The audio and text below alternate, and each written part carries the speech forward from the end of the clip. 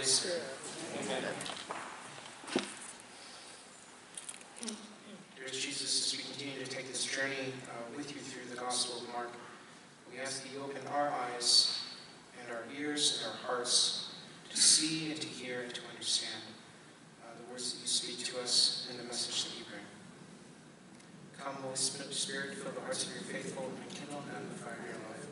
Send forth your Spirit, and they shall be created, and you shall renew the face of the earth. In the name of the Father, and the Son, and the Holy Spirit.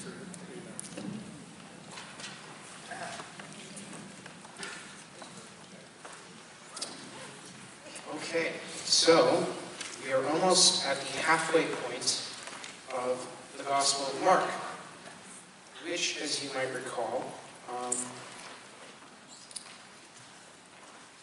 we've talked about this before a few times. We'll just do a quick review. Heading into this, the two halves of Mark are essentially not telling two different stories, but have two different kind of themes or points of emphasis.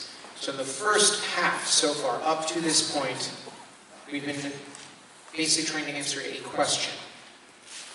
What was the question? Who is Jesus, right? Who is Jesus? And we see that his enemies have gotten the wrong answer.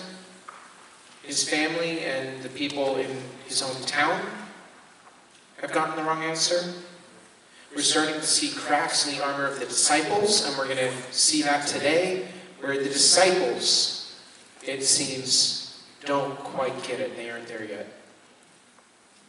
Right? Then we said that kind of fulcrum, or that pivot point, if you will, in the Gospel is going to be the very end of chapter 8 that we hopefully will get to today. We may or may not. The great profession of faith by Simon Peter, where we finally get the answer to that question. But we're going to find out that that's not just the answer to that question, that's also the launching point for the whole second half of the Gospel. In the second half of the Gospel, then we will be looking at Jesus Christ crucified, the mystery of the crucified Messiah, where now Jesus really pulls back the veil and starts revealing what this is really all about. Right, so the goal for this evening is to get through, at the very least, the first part up to the fulcrum. I keep calling it the fulcrum. I've never heard anyone else call it the fulcrum. I like calling it the fulcrum. Maybe that would be my one big contribution to Catholic theology. So I'm going to call this like 3 or 4 verses the fulcrum. You guys know what I'm talking about. So we want to at least get up to the fulcrum tonight. Maybe start talking about it a little bit. There's way too much there to... I mean, we could make that just its own session. We won't. So we'll probably start talking about kind of how it ties into the first half this evening, and then see how it ties into the second half as we kick off the next one. Again, as a reminder, I'll also go ahead and say this at the beginning in case anyone has to leave early. This will be our last session during Lent. Penance service season is really kind of kicking up a little bit. So Father Mel and I have responsibilities to get out and get to the other parishes, help with the penance services. So this will be the last time we meet during Lent. In the words of the late, great St. John Paul II, be not afraid, however, because I double-checked, and actually when we get back to ordinary time in June, we will be all the way in Mark chapter 3 there. So we are way ahead of where we need to be in terms of the calendar. So don't worry about that. Just taking 3 weeks off isn't gonna put us way far behind. So we will be off at least until then. We'll get word out to you guys and when the next session is. But don't worry, we're already way ahead of ordinary time and where we are there. So we'll get there. Ordinary time has to catch up to us now, not the other way around. So for this week, we were going to look at, again, it was Mark chapter 6, beginning the verse 6b, the second half of verse 6, up through essentially the end of chapter 8. And a lot happened there. I know you guys, hopefully you guys were all able to read that on your own. A lot happens in those 3 chapters. A lot happens, right? We have a bunch of miracles. Some are rather quite extraordinary. We have a few different times where Jesus goes out starts preaching and talking about the message. We see the apostles getting buffeted back and forth a little bit.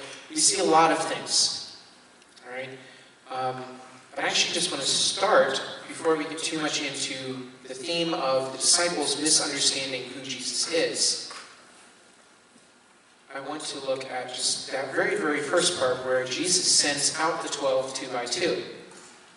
Okay, so this is one of those things that can kind of slip past us,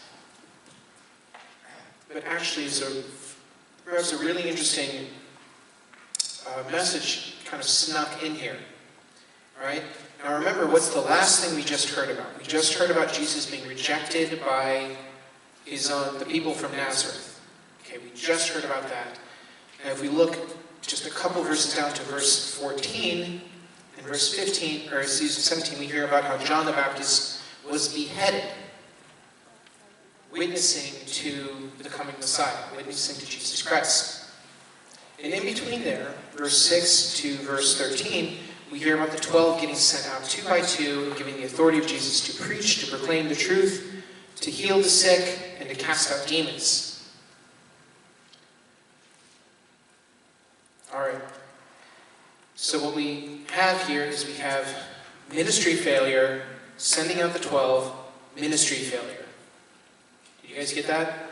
Like, you can't call his rejection of Nazareth anything but a ministry failure. But the rejection of Nazareth, of Jesus Christ, that is a ministry failure. John the Baptist getting beheaded, I think we can classify that also as a ministry failure. In between, the 12 get sent out. Maybe one of the things here, and we're not going to ask for a show of hands, but I know there are a lot of you who participate a lot in ministry in the local church, in the parish. Whether it's in music, whether it's in catechesis, it's with the sick or the homebound, maybe the poor. All these different ministries that we do, all these ways that we give of ourselves back to Jesus Christ, back to the church. We give of ourselves to other people. And sometimes it feels like a Nazareth or even a John the Baptist type of situation. Like a total abject ministry failure. And I think this might be one of the things that Mark is kind of sneaking in here for people. Saying, by the way, you think that you get discouraged sometimes when what you're doing fails, when you're doing it for God? Jesus was rejected by the people of his hometown. John the Baptist got his head cut off. You're going to fail sometimes. And guess what? That wasn't because of you. Right? It was very funny. I actually just had a conversation with some younger people about this earlier this past weekend. I don't remember exactly how it came up, but it was one of these things like when you put yourself out for Jesus Christ, when you put yourself out there for Jesus Christ, when you do something for the kingdom, especially when it blows up in your face, assuming that you really discern this is what God wants me to do right now. Remember that it's not because of you. Right? That they didn't reject you. They didn't reject John the Baptist. They rejected Jesus. In Nazareth, they rejected Jesus. When later on, the authorities and the Sanhedrin, after Jesus ascends into heaven, and they flog Peter and John, and they tell them, don't you dare keep preaching about this Jesus person. They're rejecting not John and Peter, they're rejecting Jesus. So for you and me, as we participate in the work of Jesus Christ, when it fails, again, I'm assuming that we've done our due diligence with prayer and hard work, it failed because they rejected Jesus, not because they rejected you. That to be a part of the ministry of Jesus Christ means that sometimes it is going to fail, sometimes catastrophically. I don't know how you categorize getting your head cut off as anything but a catastrophic ministry failure. That is a catastrophic ministry failure, when you get your head cut off for what you are saying.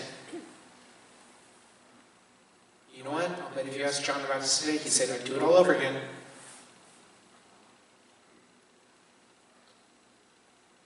It failed because they rejected the message of Jesus Christ, the message of salvation.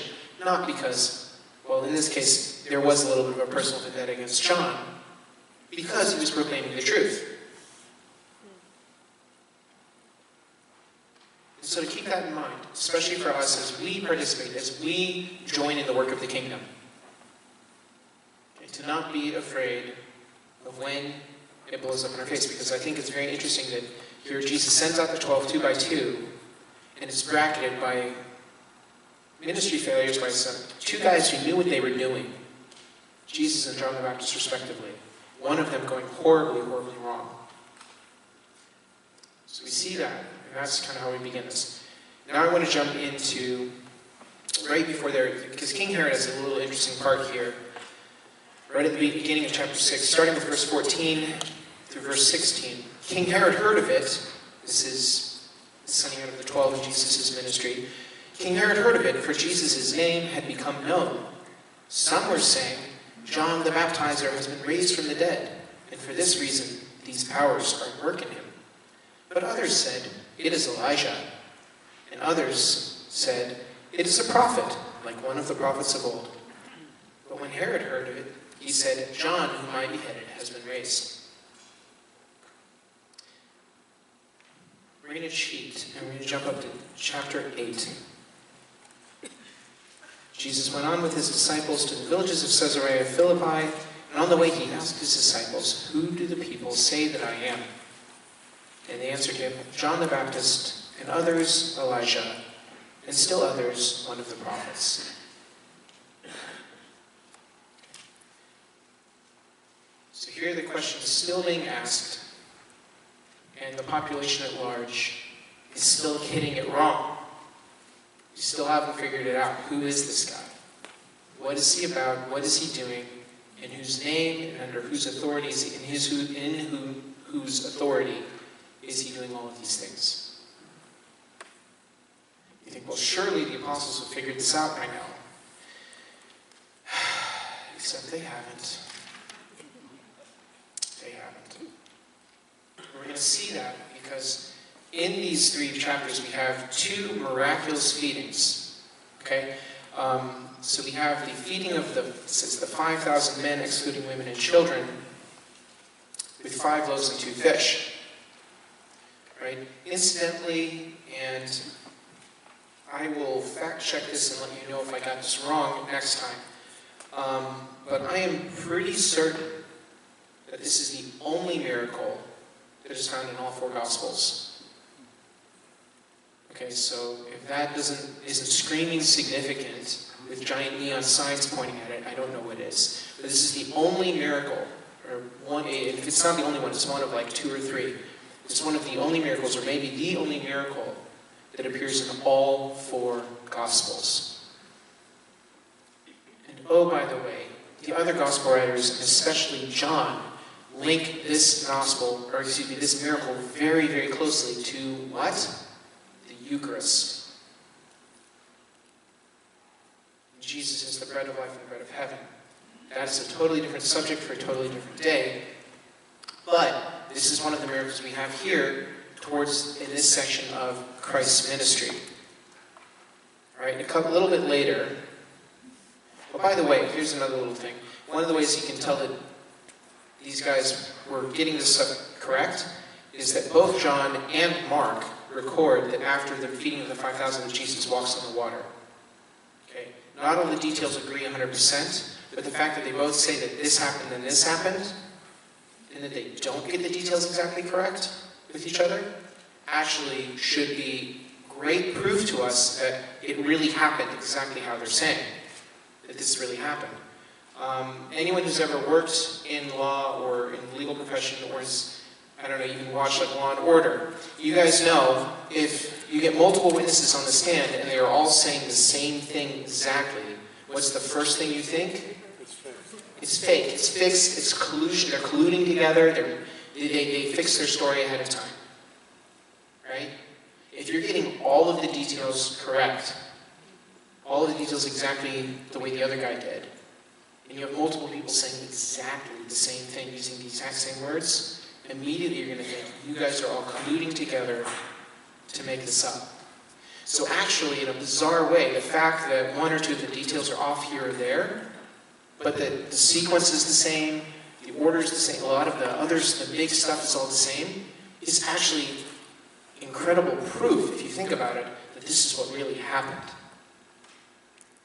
And this is the order of the things that happened. This is how it happened. And if Peter remembered one thing because he was sitting at one end of the boat, John remembered another thing because he was sitting at a different end of the boat, and also writing a few decades later, then you know what, we can excuse them for forgetting exactly what time of night it was. Right? So just to keep that in mind, again, like sometimes, oh, well, the Bible contradicts itself. It's like, does it really? I wouldn't say all the time. So anyway, but I just think that's interesting that even both John and Mark and the other Gospels, they say that this miraculous feeding happens, and then Jesus walks on the water. That's the order that they take it. All right, but I want to skip from the one miraculous feeding to the second one. And that's where he feeds the 4,000 people. And again, this time with 7 loaves, it says a few fish. Now, we're getting a little bit away from the main point of, this first part of the gospel, but I do want to make this observation in case I haven't made it before and I forget to make it later on, and you never hear it again. And that is something to remember, that while the numbers that they're talking about, 12 whisker baskets, 7 wicker baskets, what's that? Wicker baskets, you know what I mean. 12 baskets, 7 baskets, whatever it is. Then, while we can say yes, it was certainly this number, we also have to remember that numbers themselves always have a very special and symbolic meaning in especially the Hebrew culture and the Jewish culture. Right? So if you talk to an Israelite in the first century and you said the number 12, the first thing they would all think of is what? What's the first thing they would think of? 12 what? The 12 tribes, right? So in other words, if after feeding miraculously over 5,000 people, I have 12 baskets left over, what is that saying? It's that Jesus is gathering the 12 tribes. He will provide spiritual nourishment, and in this case also literal nourishment for the tribes of Israel. All of the tribes. And remember, most of the tribes are lost at this point. So to gather up the tribes from among the nations, to gather up the lost children of Israel, to feed them, again, at the table of the Lord. What about 7? Okay, that's a little trickier, isn't it? Okay, so 7, also depending on who you talk to, is like the number of perfection. You can say, well, is it the number of God? But it was, 7 was the perfect number. The completed number. It was one of the numbers that could symbolize kind of completion or perfection. And so in a sense you could say this is why you could also say it's kind of the number of God as well. Because it's complete, it's perfect.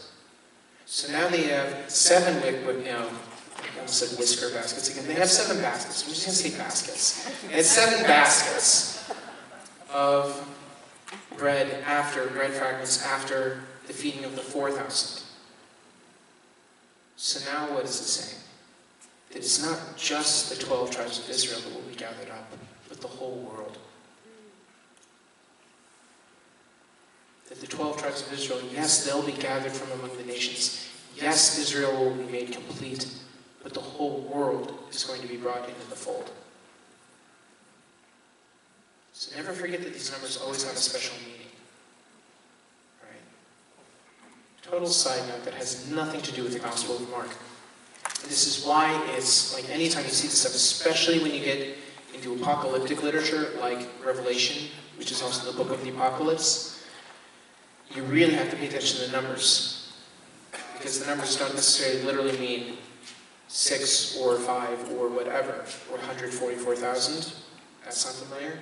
So what's 144,000? Okay, I know we're getting way off track. We'll go back, I promise. 144,000, 12 times 12 times 10 times 10 times 10. Well, 10 was another one of the numbers of completion.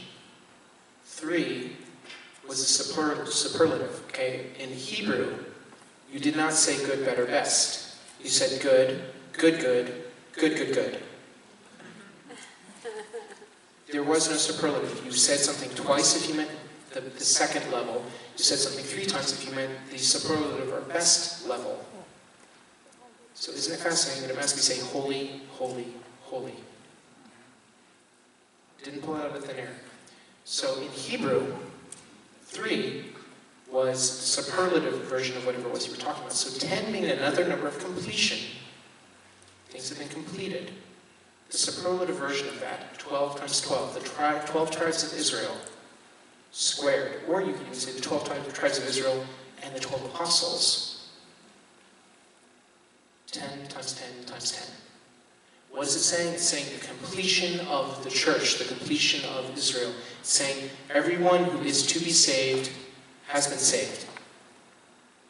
Everyone who is going to respond to the message has responded to the message. It is over. It is complete. We've got everyone. That's what 144,000 means. Not a literal, okay, I'm sorry, you got here like 30 seconds late, dude. You're like the 144,000 first person. You're out. Better luck next eternity.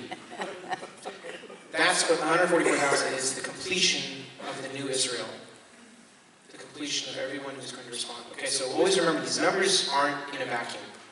Okay? It doesn't mean that they weren't literally 5 loaves and 2 fish, or that there weren't literally 12 baskets, but that the numbers always carry more meaning than just that. It's always at least worth looking. Does the number mean more than just what it says here? Okay. Wow, that was quite a tangent. Probably worth it, I hope so. These numbers are, the numbers, the way they use numbers can be really confusing. So, okay, fine. I'm just going to trust that the Holy Spirit knew what he's doing at that point. So, there we go. You guys now understand enough about numbers in Hebrew to get yourselves in trouble. Congratulations. So here we go. Back to this. So we have these great miracles, the feeding of the 5,000 and the feeding of the 4,000. This is important because, again, these are Eucharistic miracles. Jesus is taking bread, a small amount of bread, and he's feeding multitudes. Right? I'm looking around this room. This feels pretty crowded. I'm told we have about 100 or 150 people in here, which kind of blows my mind that many people would show up on a random Monday night to talk about Mark chapter 6. Congratulations to all of you guys. And thank you. But we'll round up. We'll say 200 people, which I'm looking around. I think this is a smaller crowd than the past week. So 200 is really kind of a stretch. 4,000 plus. And we're feeding them with, it says, a few loaves of bread. And that there's 7 baskets left over. We're not talking like little baskets, like huge baskets of food. Okay, miraculous feedings. 5 loaves and 2 fish, 5,000 men, excluding women and children, 12 giant baskets left over. Okay. These are very miraculous, they're Eucharistic miracles, and it talks, we see this because we're taking a little bit of bread and we're feeding what? The multitude. What does Jesus do? Between the Last Supper and Easter Sunday, he takes his body and he feeds the world. This is my body, this is my blood. He lets his body be broken, he sheds his blood for us on the cross, he rises from the dead, and now he feeds the world, billions of people, with a tiny little bit. Okay, these are definitely Eucharistic miracles. And that's important because this whole thing about bread is going to come up in Jesus' criticism of the disciples and failing to notice who he is. Isn't that significant? So I want to go back now. So we've said that these are the 2 big kind of landmark miracles in these chapters. We've established that those are the landmark miracles. Now we're going to go to that one. After the feeding of the 5,000, Jesus walks across the water.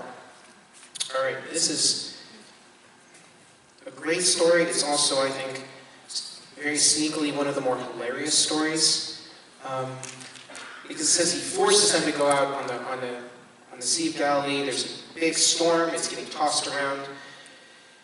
And it says he sees they're straining the oars against an adverse wind, and he came toward them early in the morning walking on the sea. I think other translations or other Gospels say it was like the third or fourth watch of the night. I don't remember. It was like the third watch or the fourth watch. Fourth watch? Okay, thank you. So it's the fourth watch of the night. Well, what the heck does that mean? It means it was between 3 and 6 a.m. Okay, see, the way they divided up watches at nighttime, at least in ancient Rome, but just in the ancient world, you divided up the night into 4 watches, each 3 hours long, starting at 6 p.m. or sundown, going till 6 a.m. or sunrise. 6 p.m. to 9, sorry, I'll do it this way for you guys. 6 p.m. to 9, 9 p.m. to midnight, midnight to 3, 3 to 6. The 4 watches. So you had a 3-hour watch, then you got to sleep the other 9 hours, or you got to rest the other 9 hours, presumably. Not altogether unlike what you will do in the modern age, where you stand watch for an hour or 2, and then you wake up, the guy who's replacing you like 10 or 15 and say, hey, get up. And then you go double check on it 5 minutes later because he usually rolls over in the sleeping bag. But you wake him up and then he takes the next watch and you just kind of keep trading it off like that. But they would actually have blocked watches where, okay, you guys, is first watch tonight, second watch, third watch, fourth watch. So the fourth watch of the night, we don't know exactly when it was, between 3 and 6 a.m. All right, now remember, they left when? Like sometime earlier in the evening. They have been struggling against the oars for, 6 to 12 hours. All right? That's what that means. They have been struggling and trying to stay alive for 6 to 12 hours. And then Jesus comes, finally, in the fourth watch. And this is the best part, it says he was going to walk past them. He's going to walk past them until they start freaking out because they think they're seeing a ghost. I mean, this story just keeps getting better. So they start losing their minds. They're like, oh my goodness, it's a ghost. Now we're going to drown and get eaten by ghosts. I guess I don't know what they thought the ghost was going to do. But we're going to drown and there's a ghost. Yeah, well, here's the really funny thing about this thinking that Jesus was a ghost. Have they seen Jesus perform miracles? Yes. Have they seen him, give the sight to the blind? Yes. Have they seen him raise the dead? Yes. Have they seen him heal lepers? Yes. Have they seen him feed the multitudes? Yeah, like a few hours ago. Have they ever seen a ghost? No. Okay, but you saw this guy a couple chapters ago still the storm with a word. And a few verses ago, you saw him feed over 5,000 people with a couple loaves of bread. But that's got to be a ghost. I mean, it's absolutely irrational. You have seen and have remembered, I have seen Jesus do amazing, amazing things. And now I'm watching this guy who looks a whole lot like Jesus walk towards the boat we're on, except he looks like he's not really interested in coming into the boat this time. Who could really blame him? He's going to walk on past the other side of the shore. No experiences with ghosts. Lots of experiences with Jesus doing amazing things. No experiences with ghosts. What's the first thing they think? Oh my goodness, it's a ghost. Utterly irrational, right? But don't we do that? Oh, come on. I do that. I hope I'm not the only one in this room. We do this all the time, right? Or at least I do this, where it's like Jesus comes through over and over and over again. And I see proof of him in my life over and over and over again. And he breaks through walls in my life over and over again. And he makes himself present and real. Like, yes, David, in case you forgot, I'm still here. Okay, I remember. Oh, look, something shiny.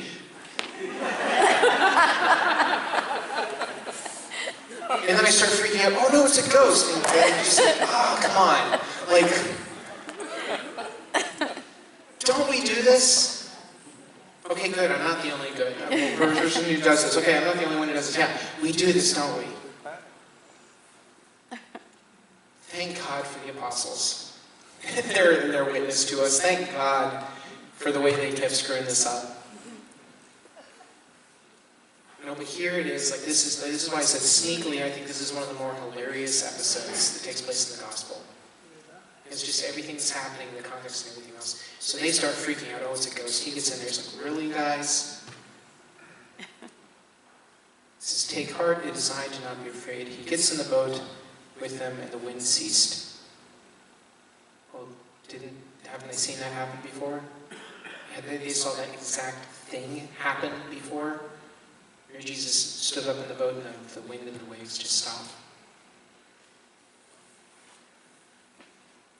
Fortunately for us, Jesus is very patient with his name. Unfortunately for the disciples as well, he was very patient with them. So remember that too. The times that, and this is very easy for us, I think, to beat ourselves up over the things that we keep messing up. Right? In the ways that we can't seem to get it. Well, God's blessing in all these ways, or oh, I just went to the women's retreat or the men's retreat, I had this great time, and I got home, and 10 minutes later, I was in an argument with my spouse. Good feeling from the mountaintop, gone. Like that didn't take long, right? Okay, take up the spouse part, but that's happened to me too, right? You just go on like some, oh, that was an amazing retreat, you get back, and like 10 minutes later, like, and yeah, I lost it already. It happens, doesn't it?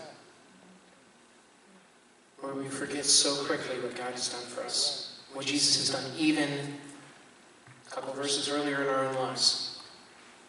Or a couple chapters ago where he did the same thing. He came through for me in the same way. And here I am, I'm doubting.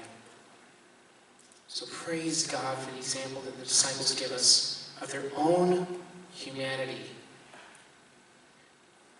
And for the witness to Jesus Christ's patience with us as we continually screw it up and keep coming back.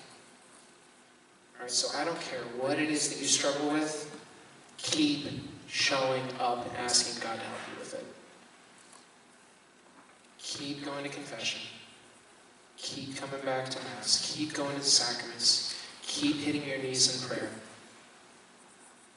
Keep saying, Lord Jesus Christ, Son of living God, have mercy on me, a sinner.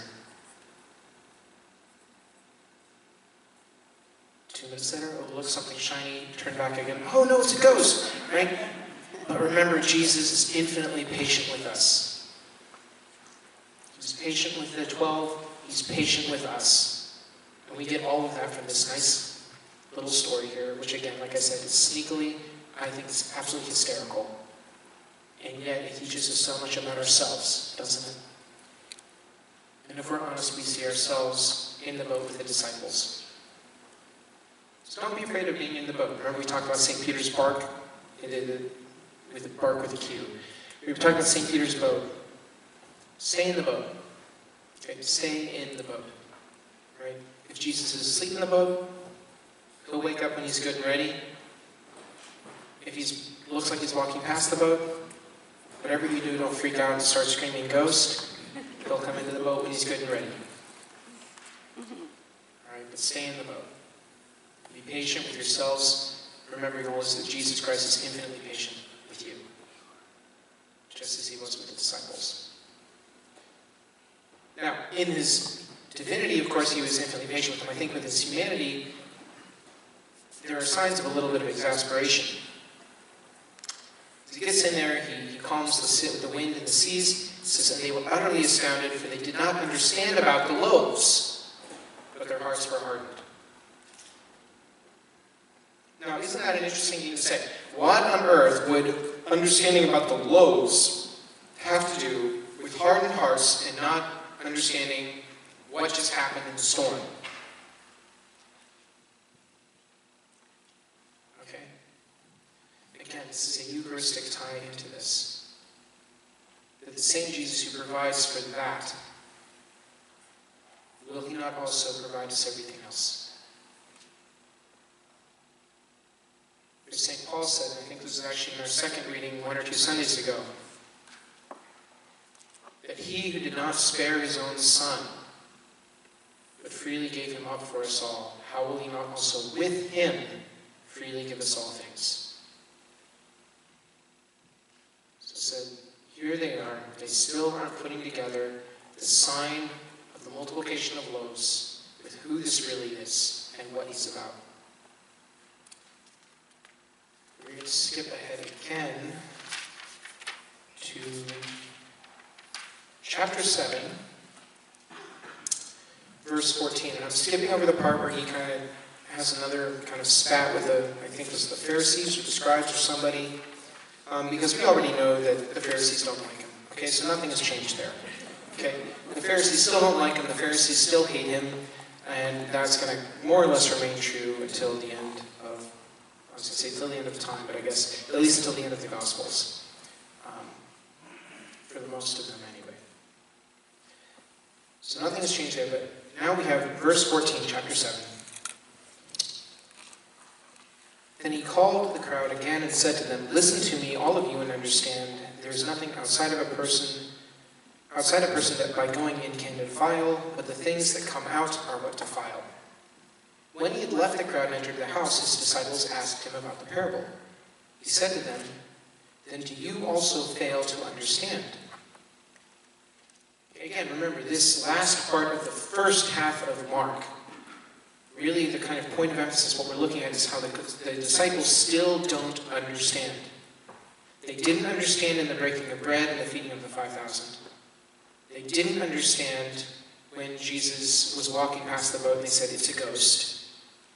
They're not understanding now when he's giving these parables. And remember, before, this was always the saving grace of the disciples. Remember, it's like everyone else is outside. Everyone else hears the message, but they don't get it. You guys understand it. And that's why I'm speaking parables. But now, they're not getting the parables. So we see that their own understanding is still very limited. They're still struggling with that.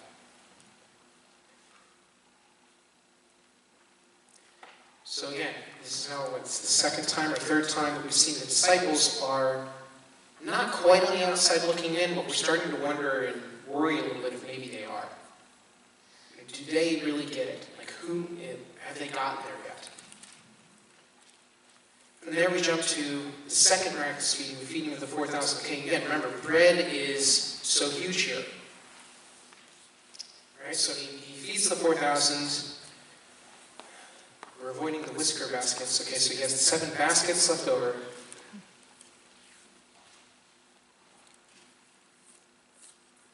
He feeds 4,000 with 7 loaves, and they have 7 baskets left over when it's all said and done.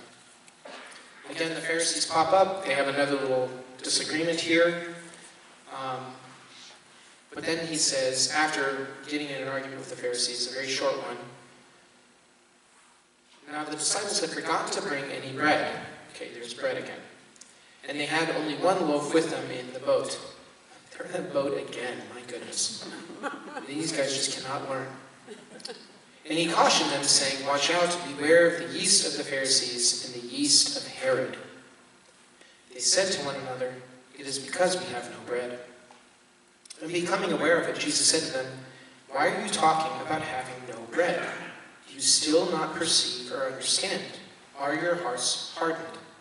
Do you have eyes and fail to see? Do you have ears and fail to hear? And do you not remember? When I broke the 5 loaves for the 5,000, how many baskets full of broken pieces did you collect? They said to him, 12. And the 7 for the 4,000, how many baskets full of broken pieces did you collect? And they said to him, 7. And he said to them, do you not yet understand?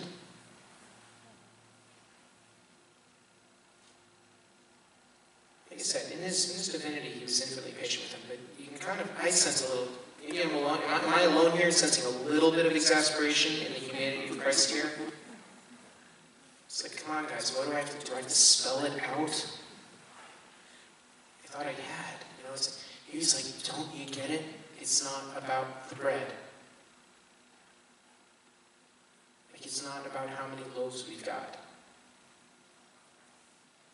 Now, first of all, what was he talking about when he said yeast? What is, except for like one part in the Bible, what is yeast always a symbol of? I'm hearing it. Sin. Okay? There's one part in one of the Gospels, I can't remember offhand, where yeast is used as a sign of the kingdom of God, where a little bit of yeast will make the whole dough, the whole loaf rise. Usually when they talk about yeast, it's used as sin, using the same image that a little bit of yeast can come in and make the whole loaf rise, which would have been significant, especially if you're getting ready for Passover, because what is the bread supposed to be? Unleavened bread. Why? Because the leaven was a representation of sin. So what did it say they did? It said you had to take all the leaven out of your house. There couldn't be any leaven in your house, and there's no leaven in the bread that you ate during the feast of the Passover, which is also called the Feast of Unleavened Bread. Okay, so he's talking about the yeast of the Pharisees and of Herod. He's talking about sin. Okay. He's talking about sin. And they think, oh man, we forgot to go to the marketplace. No, guys, we're talking about falling into sin. Like how many thousands of people have I fed with a total of 12 loaves of bread? You catch that? The 5 loaves and then 7. With a total of 12 loaves of bread, how many apostles? With a total of 12 loaves of bread, I have fed the multitudes. And you guys think that you're worried because there's one loaf of bread in here for the 13 of us in this boat that is almost sunk on the sea twice. It's like, no, guys, it's not about how much. And again, another lesson for us too, there, isn't there? How much we have to offer God should never, ever be the reason we start pumping the brakes. And we know from one of the other Gospels that actually the disciples didn't come up with the 5 loaves and 2 fish on their own in the first miracle. They found a boy, a little boy, who that was his lunch, and he said, well, Jesus, you can have it and use it. The disciples in that one weren't prepared at all. They had nothing. Not even the one loaf of bread. So no, he's like, Jesus is like, come on. I have fed thousands of people with 12 loaves. You think I can feed the 13 of you with 1? It's not about that. And also, again, remembering that these are Eucharistic miracles. Again, he's saying to you, God still not get it. It's not just about the bread. And it certainly isn't about the material need. So there's, exasperation maybe is kind of a strong word, but certainly you can see that you've got this thing here where there seems to be a little bit of a disconnect. Right? And again, remember, this is towards the middle, getting towards the end of chapter 8. So again, we're thinking to ourselves, oh my goodness, we are halfway through the gospel. His enemies hate him. The people from his own hometown have rejected him. And now his disciples, the people who are supposed to kind of be hanging on every word, these guys are clueless. Like, they still don't understand who they're talking to, what's going on, what this is all about. And we are at the halfway point. Remember we talked about ministry failures? I mean, that's kind of what this is starting to shape up and look at, like, right? And then to top it all off, right here, right after he's just saying, do you not understand? He goes and heals a blind man. Okay, put differently. He allows someone, he gives someone the ability to see. What has been the problem up to this point? No one has really been able to see who Jesus is. So here we have literally the last miracle that we're going to see before we get to the fulcrum. Is It's a miracle where Jesus gives sight to one who is blind. He gives sight to a blind man. Now here's where it gets even cooler. Because he actually heals him twice. Okay, so this is the one, by the way, we can talk about how in modern science and modern medicine we actually know that what's described here happens. Where someone who has kind of had lost partial or part of their vision, it restored. It's like there's actually something that, I don't remember exactly what it is, with cataracts or something, that people will look like sticks or whatever it was, trees. It actually kind of messes up something there in the signal. So actually what's being described here has been verified by modern medicine. Go figure. Like, there's no way Mark knew that back in the 1st century. He was reporting what he had heard. Right? But modern medicine has actually said, oh, well, yeah, actually that happens sometimes. But what it says here is Jesus, again, he said he pulls him aside. Okay, so again, pay attention to this. He's just said that he's still not understanding. He's about to go and talk to his disciples about who he really is. And he goes and there's this man, he pulls him aside, puts saliva on his eyes, lays his hands on him and says, can you see anything? And the man looked up and said, I can see people, but they look like trees walking. And Jesus laid his hands on his eyes again, and he looked intently, and his sight was restored, and he saw everything clearly. Okay. Maybe I'm reading a little bit into this. But isn't it interesting, again, that the Jesus who is still being patient with the disciples who still haven't gotten it? Do you still not understand? Do you not understand? Do you not understand? Do you still not get it? Fine, man. Can you see? Well, I can see that it all looks like trees. Can you see? Yes, I can see. We once again, even here in this healing, see the patience of Jesus.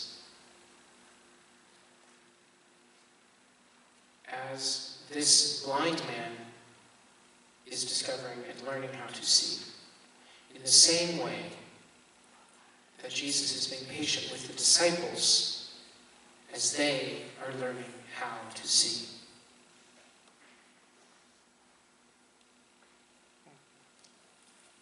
After that, now we get to, we cheated at the very beginning because we saw Herod and everyone else talking about who is this guy.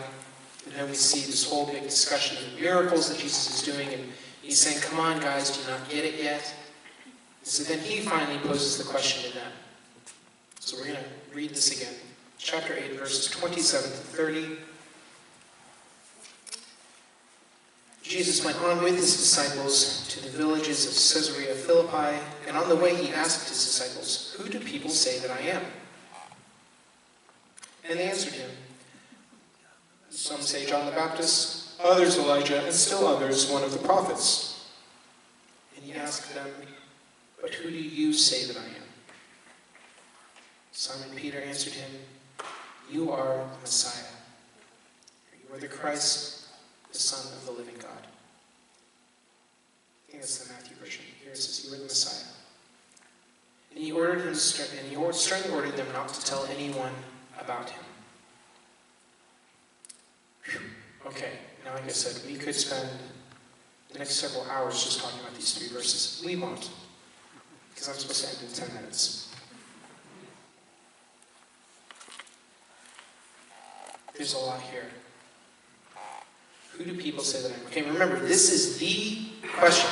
I'm sure we've said this a few times now. This is the definitive question that every single one of us has to answer. And by the way, that's not just for Christians to answer. This is the definitive question that every single human soul has to answer. And if you think I'm making that up, just look at our society today. Even people who resist Jesus Christ are trying to answer this question. Who do people say that I am? We have one answer. Muslims have an answer. Jews have an answer. Mormons, Jehovah's Witnesses have an answer. Atheists have an answer. Agnostics have an answer. Buddhists have an answer. Everyone has to answer this question. And guess what? He is one of those figures. I mean, we don't sit around and say, well, who do we say that Buddha is? And I'm not picking up, I have friends who are Buddhists. Who do we say that the Buddha is? We don't sit around and ponder this. In fact, we could even say, to his credit, Buddha never would have posed that to his followers. Because the whole philosophy was about self-forgetfulness. Jewish rabbis don't say, well, who do you say that I am? You're Rabbi Jones. The Muslim imams, who do you say? No, no one else says this. Especially the Muslims, even the Prophet Muhammad, we don't say that about him. We don't have this discussion about Muhammad. And again, I say that to his credit. But Jesus, 2,000 years later, this question still divides people all around the world. And even if you don't believe in any of his teachings, you find yourself forced to answer this question. Who is he? This is the question. And by the way, you can kind of think of it this way. It's like, because you know there's going to be a final exam, right? Not for us here. But when we die, there's a final exam. And I suspect that it's the final exam that has one question on it. Who do you say that I am? We already know the only question that's going to get asked us in the exam. Who do you say that I am? Eternity, for each and every one of us, hinges on the answer. And that is not an exaggeration, that is not histrionics. Our eternal destiny hinges on the answer that we give to this question. Who do you and I say that Jesus Christ is? Everything in the Gospel of Mark so far has led to this point. But who do you say that I am? It's something that we all have to answer. And we have to be ready to give that answer. First and foremost to God when we see him someday, but also to everyone else we meet. Who do I say that Jesus is? Who do you say that Jesus is?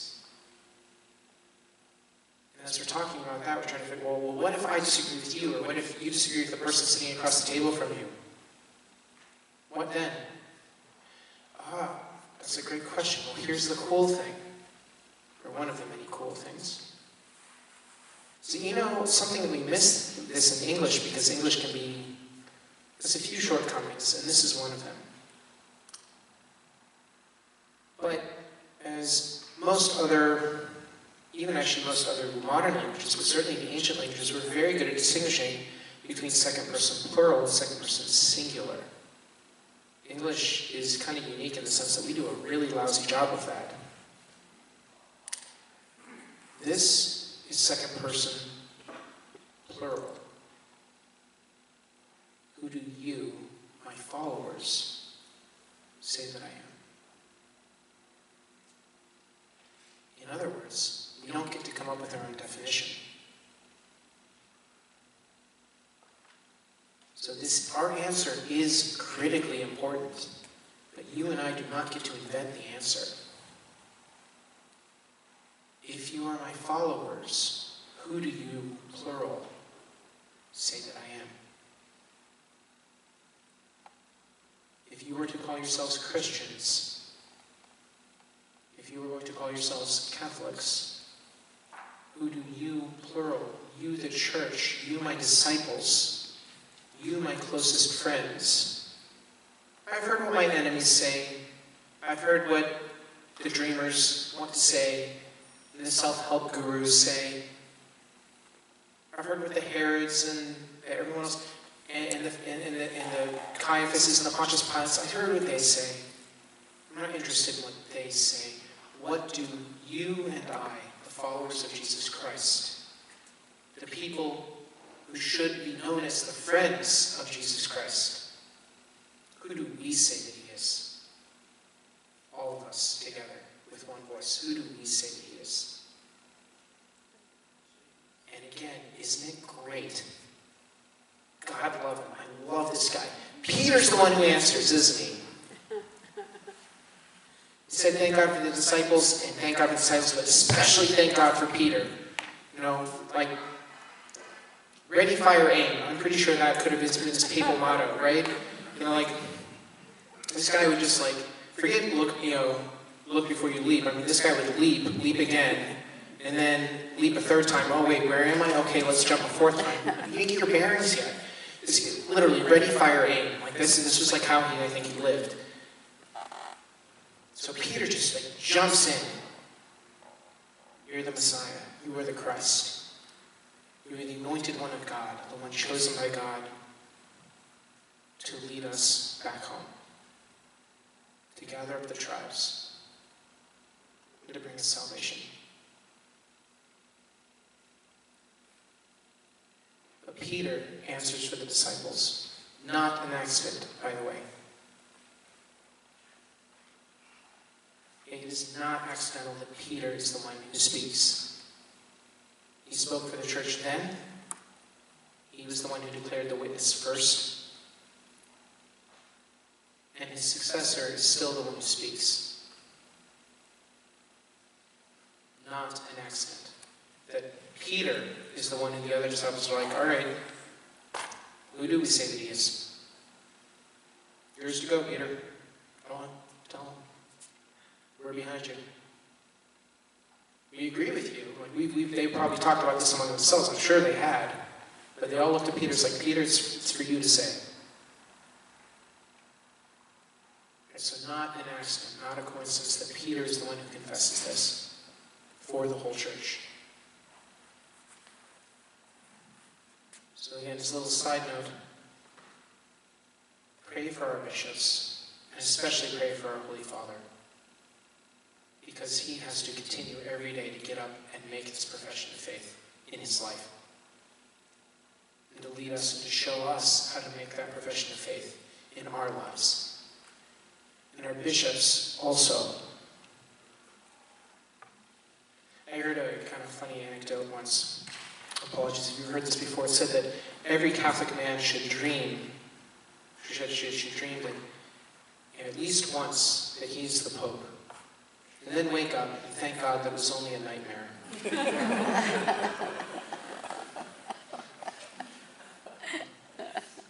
Pray for our Pope. Pray for our bishops. Because they are the ones, really, they are still our shepherds, our spiritual shepherds. That when you and I get the question, who do we say that Jesus is? And we don't have to just say, well, I don't know, but if you ask Bishop McElroy or Bishop Dolan, we should be able to give the answer ourselves. But to whom do we look? Whose example do we follow?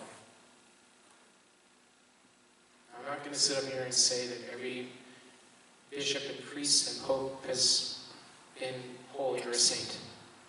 I know better and you guys know better. I mean, that's why we have to pray for them. Because they're the ones on the front lines whenever it comes to answering this question and helping us understand what the answer means. So pray for them every day, please. Especially pray for our own bishops here. For Bishop John Dolan and Bishop Robert McElroy. Please keep them in your prayers. But also remember, you have to kind of back up in the bigger picture of just how important this question is. And that you and I have to give our answers, my answer, I have to give my own individual answer, but not the one I invented. So I need to look and say, who do we, the friends of Jesus Christ, the followers of Jesus Christ, as a community, as the family of God, the body of Christ, who do we say that Jesus is? But I don't get to fall back on your answer come Judgment Day. I have to still give that answer myself. So we see how it's both an individual response, but also a corporate response. Yes? Yes. That each and every one of us has to individually answer this question. Yeah. But we do not have the luxury of being able to invent the answer ourselves. That it is our answer to the world. Who do we say Jesus is?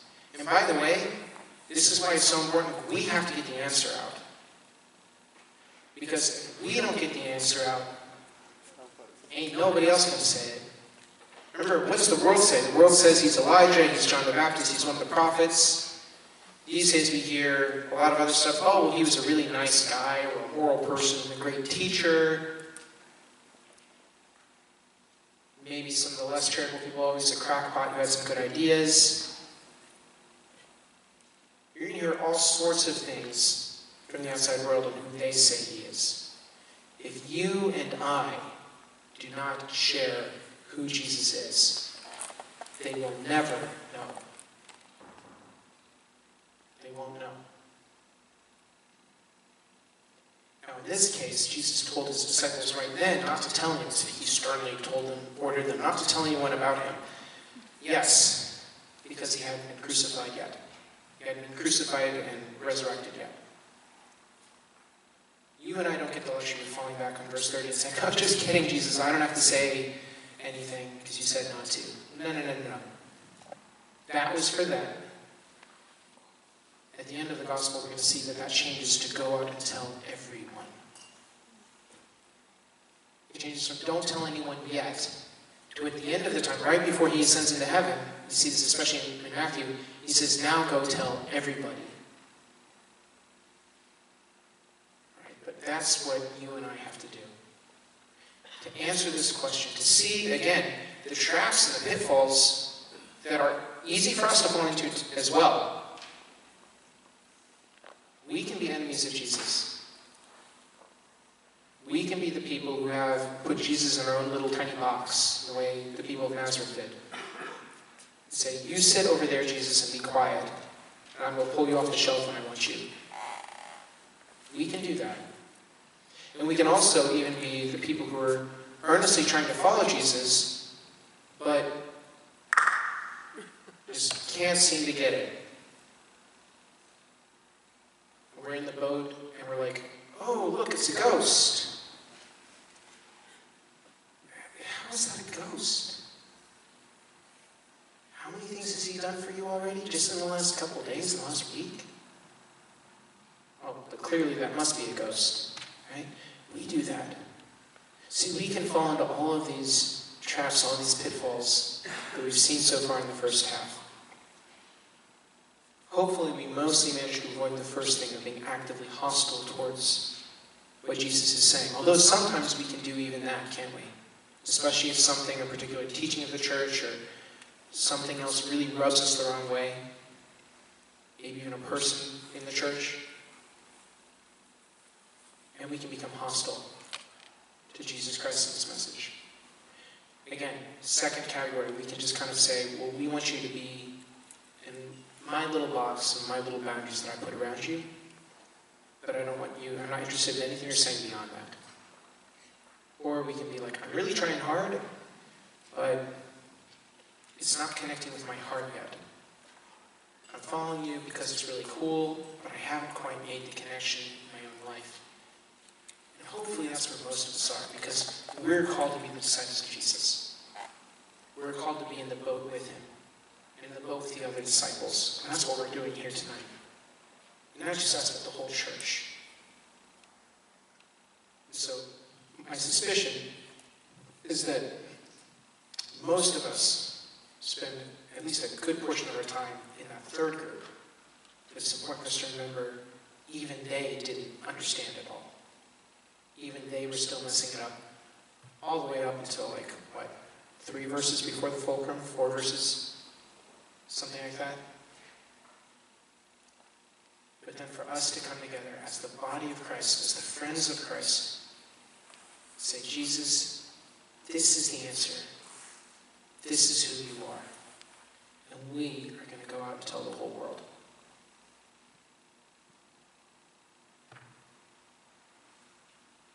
again, as a reminder, we'll be reconvening again after Lent. After Lent is over, so once we've resumed in sometime during the Easter season, we'll get the exact dates out to you later. And from that point, we will start with using this part here, because this looks like a landing point, but really what we'll discover the next time is it's almost more of a jumping off point for the next part. As much as this was a great landing point for the whole first half, it's an even better jumping off point for the second half of the gospel. So we're going to start again in the same spot, Mark 8, verse 27, and then go through. I want to make sure I give you guys the right thing here. It's a longer section, at least according to the stuff there. Oh, goodness gracious, it is that far. Okay, all the way up through chapter 10, verse 52, which I believe might be the end of the chapter. Okay. So all of chapter 9, I think pretty much all of chapter 10, and then the end of chapter 8. I'm going to kind of jump into now, from this point on, we're on a trajectory, but on a collision course with the cross. Right? And we're going to see that actually the whole nature of Jesus' ministry changes. Okay? Up to this point, we've been having miracles like what, every few verses? After this point, for the next 8 chapters, 2. And they're both very, very symbolic miracles. They're miracles that Jesus performs to make a point. So we go from miracles every day to the point where he can't even sleep or eat, to 2 the entire second half of Mark. Because the trajectory of his ministry has changed now. It's no longer about getting the message out, it's about getting to the cross. We're going to see that when we get back together after Easter. Let us pray.